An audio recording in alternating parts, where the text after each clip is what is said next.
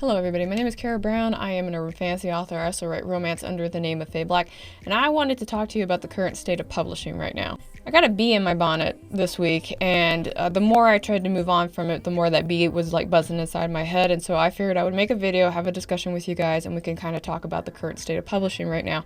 And I have to be honest, it's not stellar. It's not where I would like it to be, but what I found is, as I continue to kind of peruse around and take a look, there's not really a lot of people talking about this, and I thought we could start the conversation here, maybe see if we could get it to spread and have more commentary on it, and maybe things might change, or maybe the awareness of how things are right now will at least spread. I do want to lay my credibility, or at least what credibility I have on the table, because people talking out of their ass on the internet is a pretty frequent thing. But I do work in publishing. I work at Rippaverse. I am the executive assistant there. I am privy to conversations that happen on that end. I also do contract work with individuals that work in film and TV, and they talk to me about the current state of things on their end as well. And between those two places, I've seen some correlations that are a little concerning for me. And you know, for the most part, I'm a self-published author, and I do that by choice. And the way that things are right now are what kind of geared me towards staying self-published and not working with a publisher anymore. The big thing that's going on that I would say that nobody's cluing in on, there's plenty of commentary on it, but it's not exactly like pinpoint to what I'm about to say. But the industry is not taking any new material, no new debuts, no new people, no new nothing. And when I say the industry, I'm talking about book publishing, comics, movie, film, TV. They are all looking for something that is already established, that is guaranteed to make them money, and they're trying to ride that a little bit further. Take a look at some of the material that has come out in the last 5 years, and you're going to see what I'm talking about.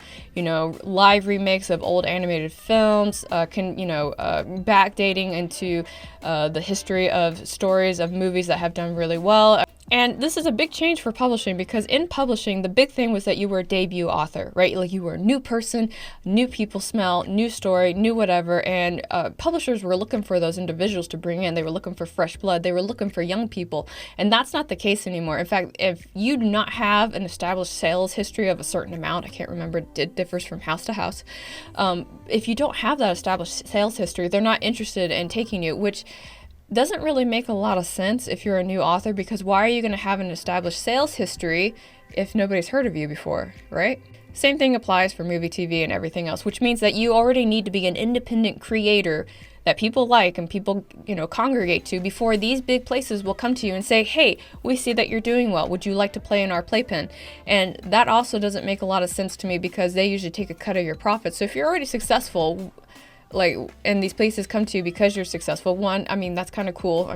I would love to be published with Del Rey, but that's never going to happen.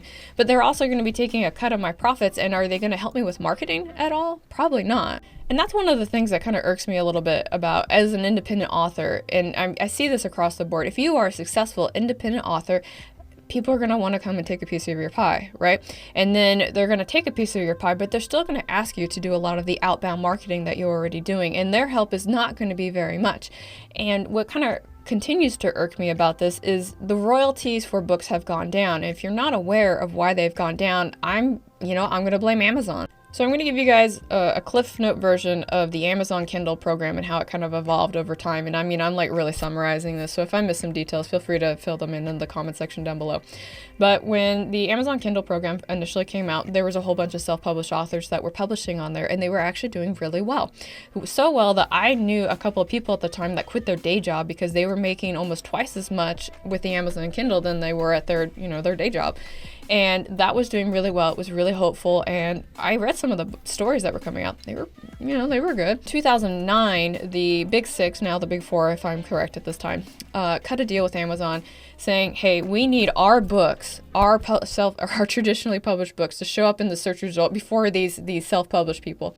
Amazon agreed. They went ahead and did it, and they made it so that way whenever you go and you search for something in the keyword search, the traditional published books are going to show up first. And I can't remember, it used to be the first 10, but I went on there the other day, and it was I had to go to the second page to find an independent author at this point. And it gets kind of a little bit more shady after that. If you are self-published on Kindle, you might be aware of this clause that's on there, but it reads along the lines of, at any point, Amazon Kindle, in order to make sure that your work is compatible or competitive with other works, they will go in and they will adjust your price. They will make it lower so that way, it can compete, right? And in that clause, it also says that they don't have to compensate you that price difference. So if you had a book that was for $2.99, they lowered it down to 99 cents, they're not going to compensate you whatever sales difference happens there. And that blows my mind a little bit.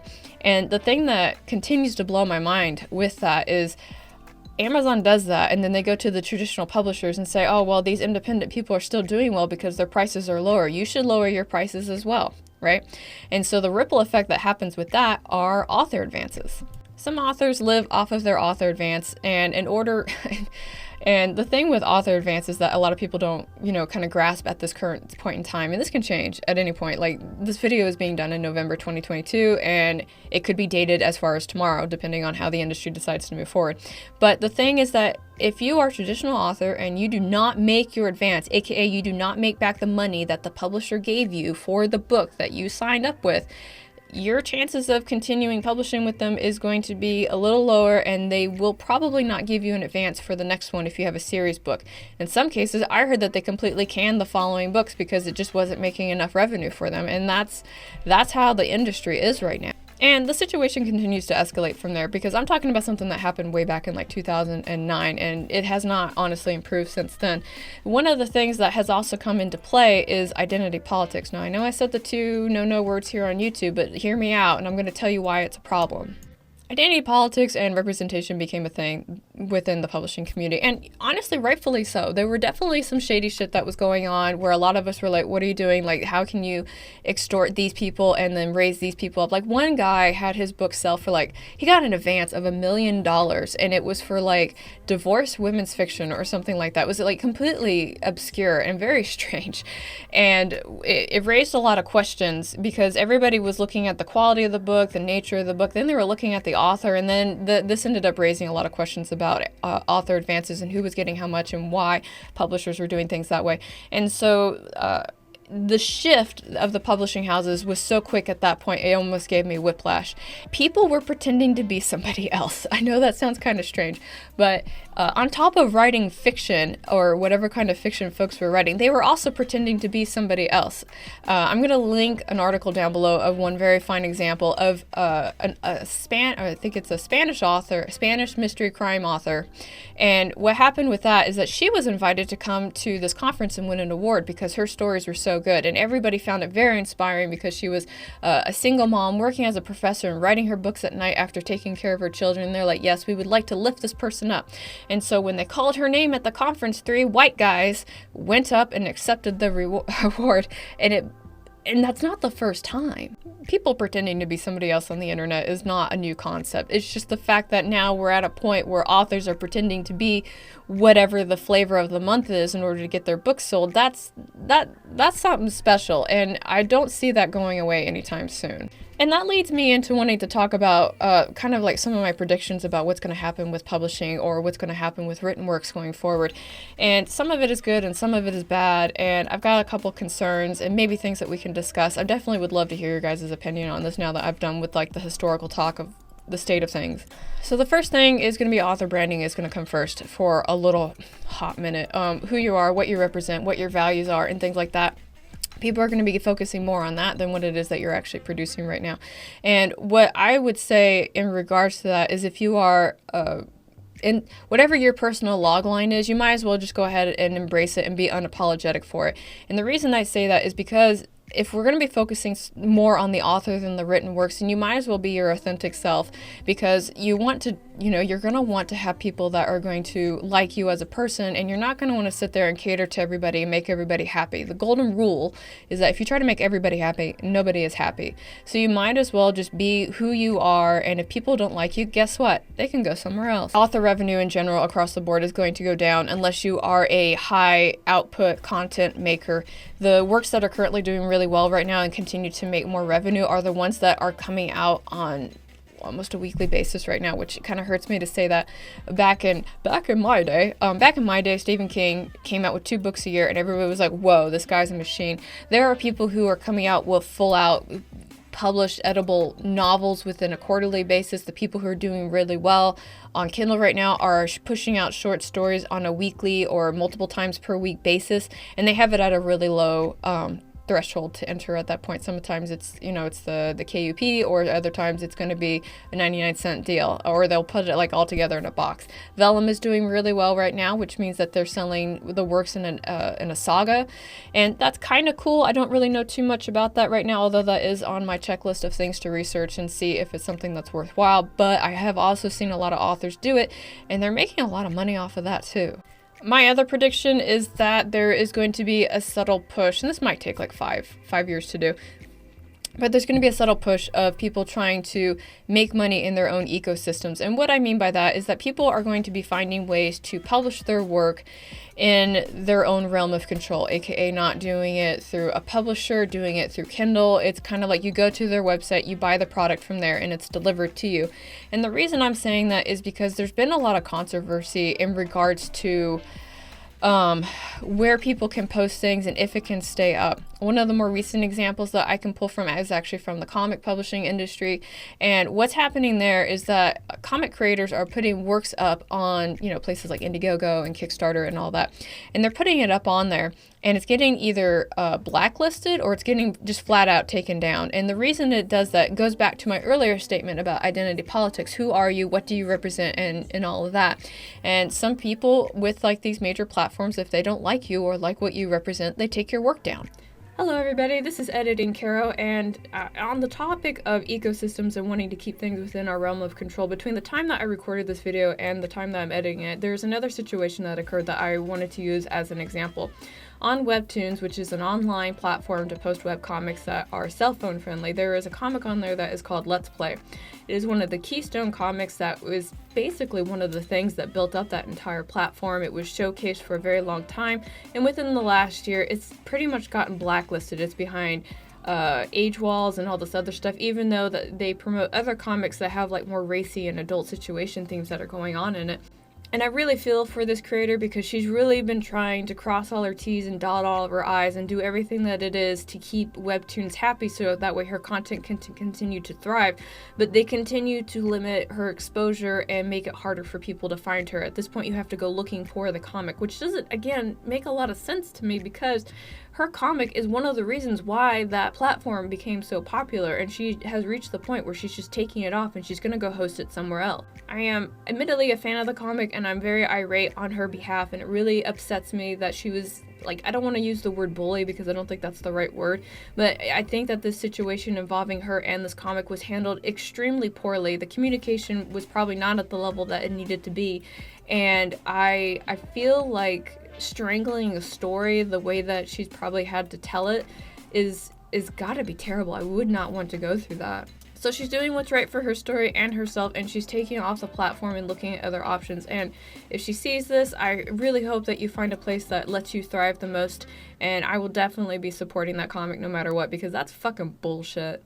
The counter argument to that is it's their platform, they can host whoever they want on there, and absolutely agree. What I don't agree with is the vague language in which they decide to cherry pick who they do and do not want on there. You might as well just come out and say what your political affiliation is and just say we're only accepting people from there, because setting people up to fail is kind of, it's ugly, and we're better than that. You might as well just be honest about who you are, what you represent, what you want to associate with, rather than lead people on and then set them up for failure. I find that to be a really aggressive bullying tactic that we as a society in modern day should be better at. And just do a quick recap on all that babbling I just did. Who you are is going to matter a lot more than what you're doing.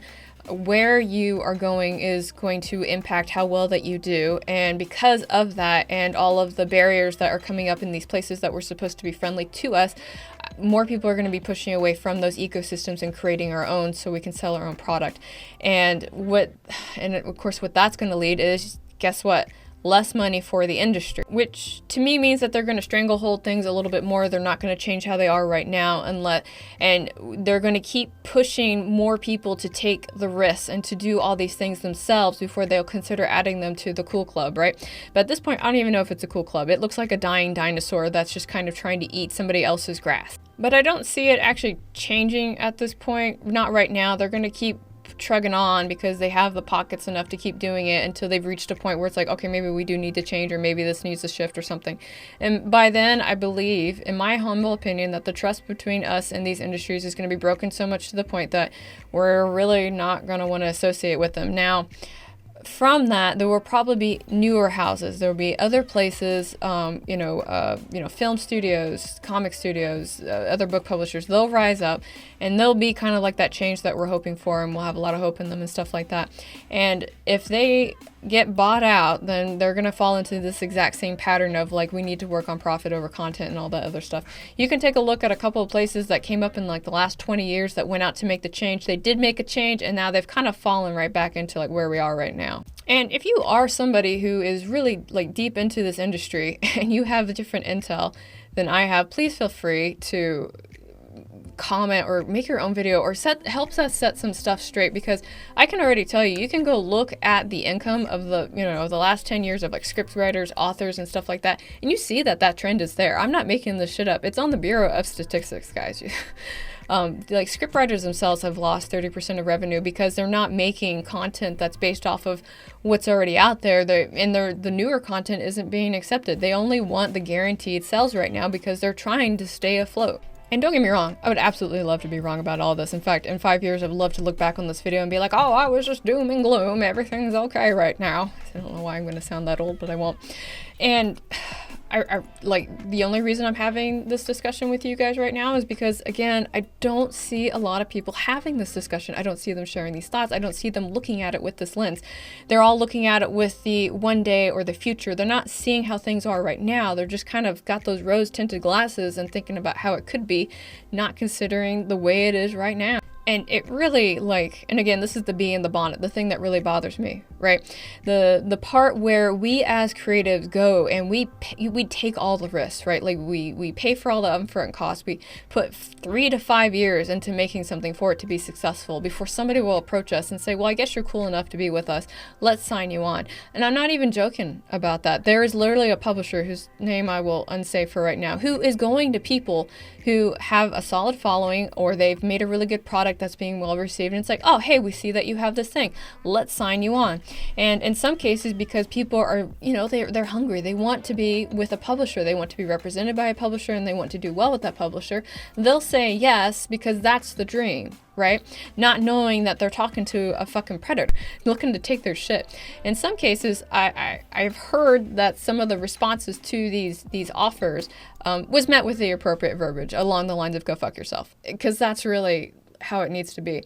And if I was in a situation of somebody approaching me saying, hey, we'd like to represent you and your work, I'm going to have a really long discussion with those folks, and I'm going to have my lawyer there, because the thing is that if I go and I put in so much work and effort into building something, and you're coming and saying that you're going to take 60% of it from me, man, you better be giving me something sweet. You better be telling me about the reach. You better be giving me some guaranteed sales at that point, because you trying to take from me is just not how it's going to go right now. Now, while I'm on the end of this hot take, I guess we'll call it that, the other thing that I'm going to see that's probably going to end up rising is going to be print-on-demand places. And what I mean by that are places where it's printers, where you go and you send in your stuff, they print out however many copies that you want to have, and then they mail those to you, and then you distribute them again after that.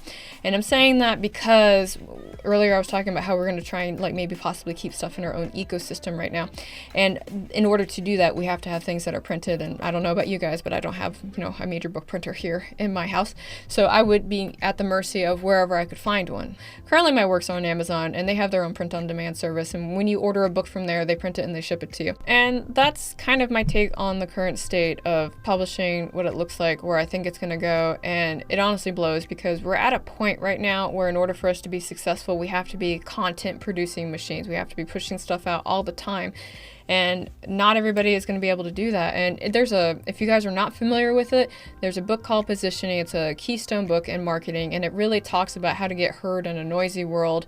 And I'll put a link down below if you would like to read it. It's not a super long book, but it kind of highlights a lot of the tribulations that independent authors have, because again, you're trying to get heard in a noisy world. Like, what is it about what you are producing that sets it out from somebody else? Why should people read it? What is it worth, the money investment, so on and so forth. So again, I'll put a link down to that down below, and you can take a look at it.